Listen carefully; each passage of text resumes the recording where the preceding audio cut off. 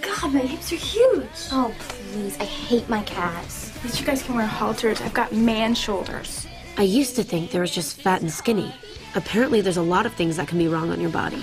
My hairline is so weird. My pores are huge. My nail beds suck.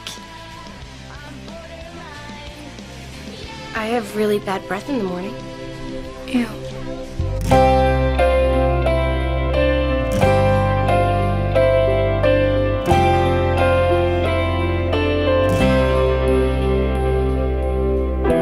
I'm losing myself, trying to compete with everyone else instead of just being me. I don't know where to turn. I've been stuck in this routine.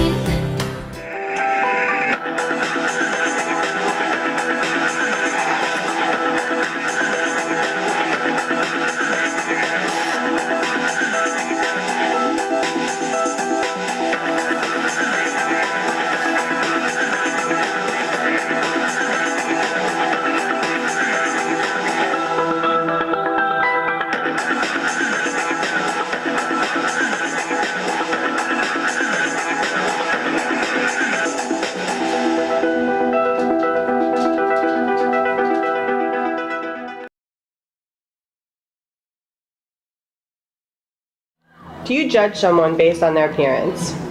Sometimes I do. Not too much, only because I feel like everyone has a different opinion in what they want to wear. But sometimes, if it's really bad, then I feel like it's only normal to do that. All the time. That's the only thing I judge people off of. I don't care about your personality. Yes, I don't mean to, but everyone does it. You can't help it. Sometimes. I think we do judge because that's what we've been conditioned to do. But I think that in my brain, I tone it down. I'm like, oh, I shouldn't judge that person. I guess the first time I look at someone, but then like when I get to know them, it's different. Not verbally, but like maybe mentally, but I don't say it.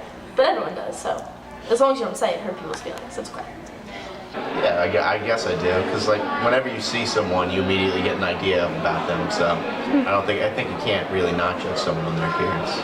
I don't know, I feel like everyone, you can only judge a person truly by what's like beneath the skin. I know that sounds so cliche, but like some of my best friends, like you would never expect they are the people they are based on their appearance, so you can't really judge a person by what they look like. Yes. Me personally? I would be lying to you if I said no. Most people do judge other people based on appearance, unfortunately, and that is a reality, and I think it's human nature. But most people will lie and tell you no. No. I do not. No. No. Maybe when I was younger, I used to do it, but now I'm an age of maturity and reason, I don't do that. Do I judge someone? Of course not. No. Why? No. What kind of question is that? If you could look like one celebrity, who would you choose? Mila Kunis. Kendall Jenner.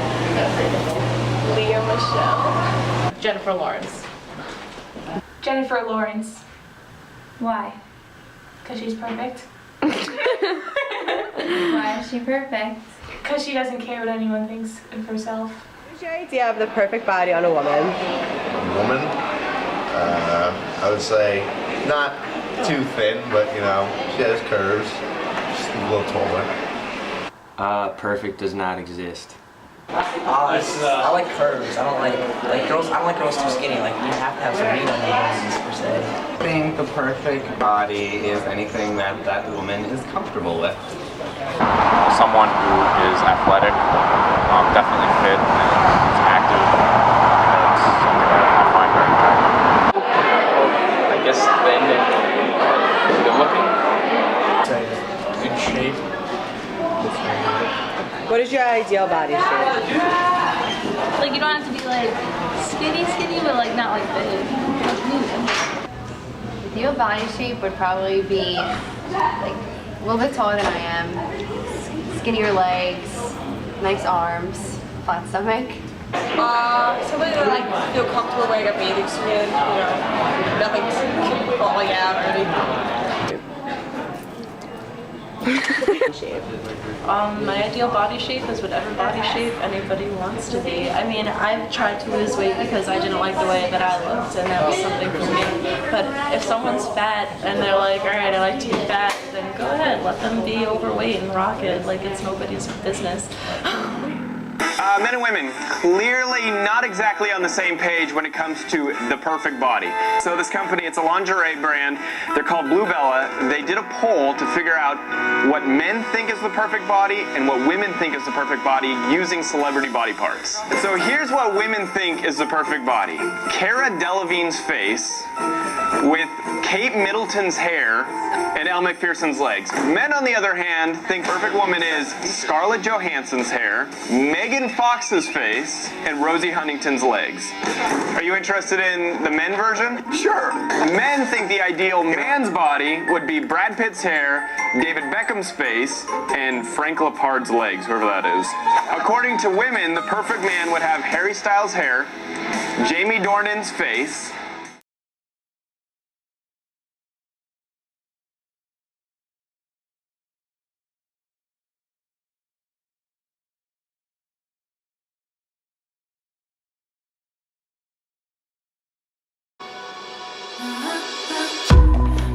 blonde hair, flat chest, TV says bigger is better, South Beach, sugar-free, no obsessed, thinner is better, just another stage, pageant the pain away, this time I'm gonna take the crown without falling down.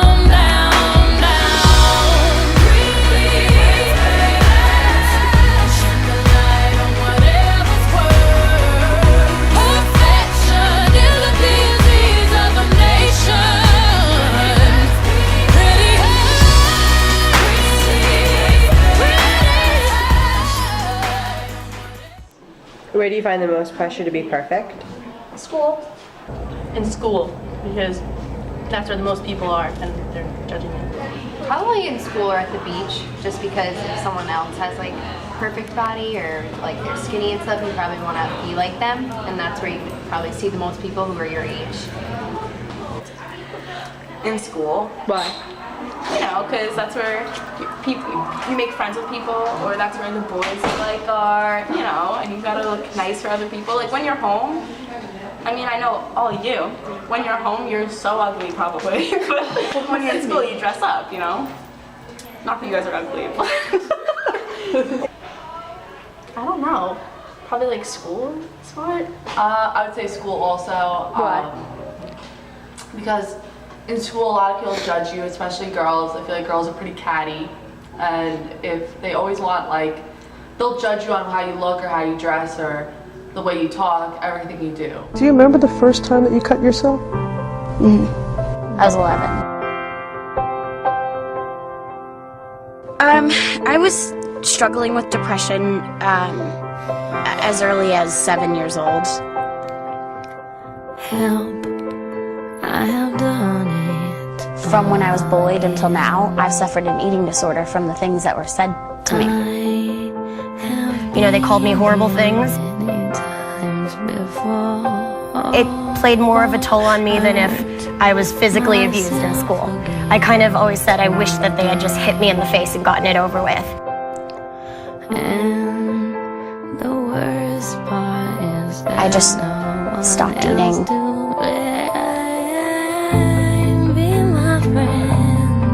There was a week too where I think I ate 2 meals in 1 week. Hold me, wrap me up. When I got out of treatment, I gained about like 30 pounds. Suicidal thoughts and anorexia and bulimia, cutting. Why couldn't I have been born normal? Do you think eating disorders are an issue in today's society? I think a lot of girls think that the first solution to losing weight is to just stop eating, and they don't think about the other reasons, like you can eat well and still be full, but not eat bad and still lose weight. I think that has a lot to do with how girls start to think. That's the first thought. Yes. Definitely in the country and in the school too. I mean, I volunteer with a lot of people who have eating disorders, and you would never expect that they do. And yeah, you just never know. It's not something you can always tell by their appearance. Well, my cousin kind of like doesn't eat because she doesn't have like an actual eating disorder, I think, but she has to eat because she I feel like it's a little lot of girls. They've been an issue in society since 1984. When I went to high school and there was a girl who had anorexia and no one really knew what it was, but you knew that the girl needed help. Eating disorders are an issue in today's society. I think a lot of it is kind of cultivated by the media. The media has a lot to do with portraying the perfect image that a person needs to have in order to fit the standards of society. So yes, I do think it is a problem.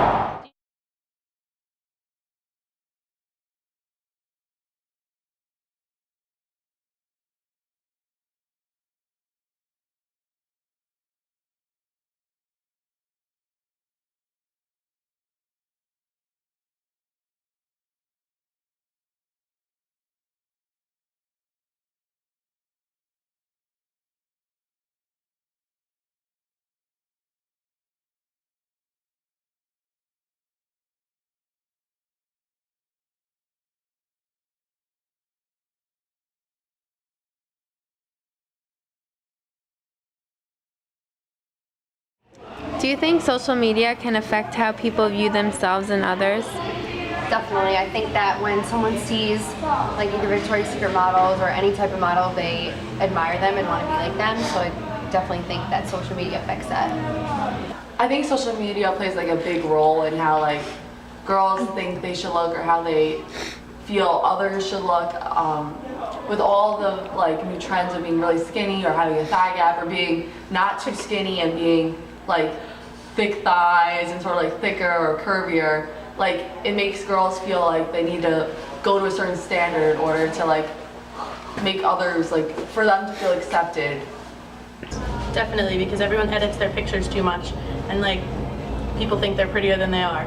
Oh my goodness, yes. Everybody in this generation is so self-absorbed with technology and social media and how everybody else looks, and they compare themselves to everyone else, and that's not healthy. And everyone's so like technology and smartphones and computers and Twitter and apps, and it's too much. And everybody, there should be like an age limit as to when you're allowed to get into that stuff, because it's not cool. Yes, a lot of the issues that we've seen is because of things that are said in social media.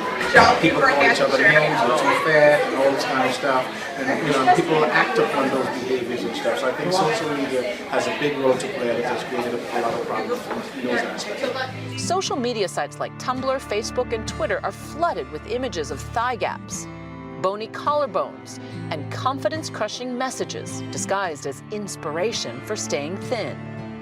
This thigh gap will get bigger. Too bad I'm fat. How fat are they? Disgraceful. The most popular pictures on Tumblr are the ones of like really skinny legs or really beautiful girls. It's one of those sites that make you feel like you have to be part of that group. You have to be one of the Tumblr girls, and it's just, you have to be skinny, you have to have like wavy hair. I see those pictures on Tumblr and stuff, and I think that, wow, like they look so good. And then I realize how unhealthy it is. Tumblr says it discourages blogs that actively promote or glorify self-harm. Real women, real curves, and real blemishes, front and center in American Eagle's new Airy Real movement. The Intimates line kicking off their spring collection by showing real women of all sizes, airbrush free. We've left everything. We've left beauty marks, we've left tattoos. What you see is really what you get with our campaign.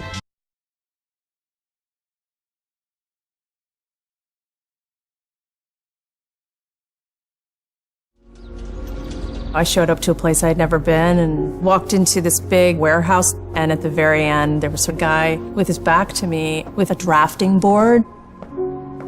I had a curtain separating me so that I don't see him. We'll begin. First of all, tell me about your hair. Brown, long, I guess a little bit past my shoulders. Your jaw. My mom told me I had a big jaw. Yeah, they're brown eyebrows, dark brown eyebrows. Okay. I didn't know what he was doing, but then I could tell after several questions that he was drawing me. Tell me about your chin. I guess I haven't really compared it to anyone else's chin, but especially when like I smile, I just feel like it kind of protrudes a little bit. What would be your most prominent feature? I kind of have a fat, rounder face. The older I've gotten, the more freckles I've gotten. You sort of realize, oh man, now I have to talk about myself and think about my looks. I'm 40, so I'm starting to get a little bit of the crow's feet thing going on. Once I get a sketch, I say thank you very much, and then they leave. I don't see them. I still didn't know. All I had been told before the sketch was to get friendly with this other woman, Chloe. Today I'm going to ask you some questions about a person you met earlier, and I'm going to ask you some general questions about their face. She was thin, so you could see her cheekbones. And her chin was a nice, thin chin. The women were really critical about moles or scars or things like that, and yet they were describing just a normal, beautiful person. She had nice eyes. They lit up when she spoke and were very expressive. The length of the nose, what is that like? Short. Short. Yeah, cute nose. Her face was fairly thin. She had blue eyes, very nice blue eyes. Okay.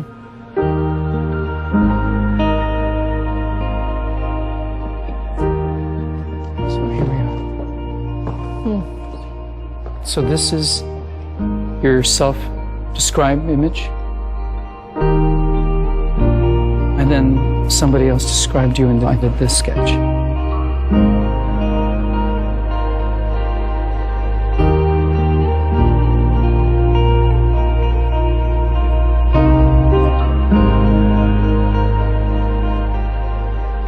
I have this whole thing about having dark circles and crow's feet around my eyes, and that was not part of the sketch at all that The Stranger did.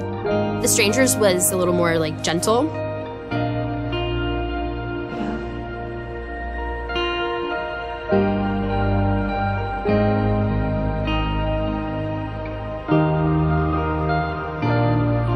It's pretty different. Which is very strange.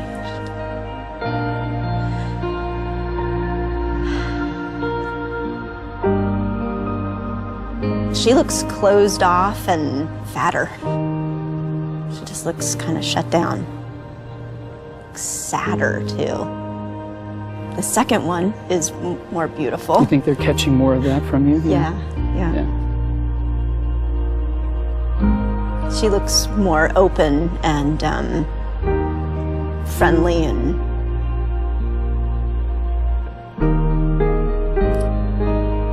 happy. I've come a long way in how I see myself, but I think I still have some way to go.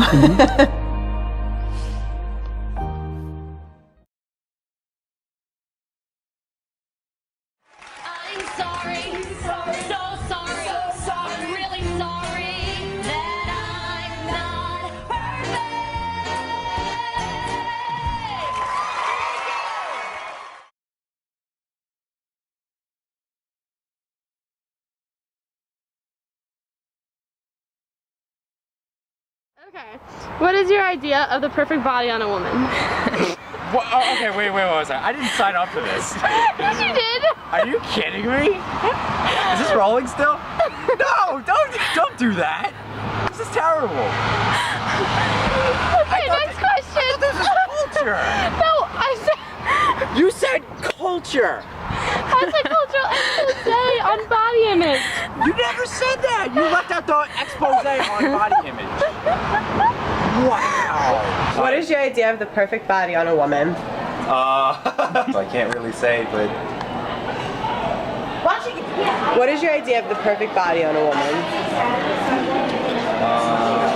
I can't do it. around the school based upon weight? There are different aspects. I wouldn't say solely based upon weight. They're bullying based upon that. They're bullying based upon gender issues and those different aspects.